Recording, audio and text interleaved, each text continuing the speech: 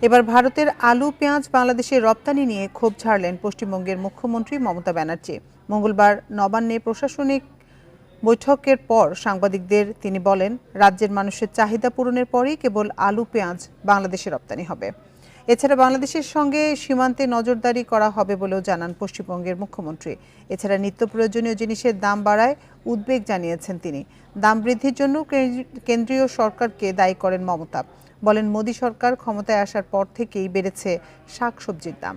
এটি নিয়ন্ত্রণে স্থানীয় ব্যবসায়ীদের নির্দেশ দিয়ে 10 দিনের সময় বেঁধে দেন তিনি।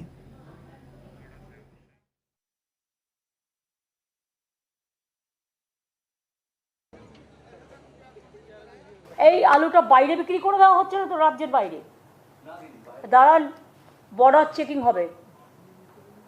আমার রাজ্যে আগে আমার চাহিদা মিটবে, তারপরে বাইরে আমি মেটেরিয়াল পাঠাবো।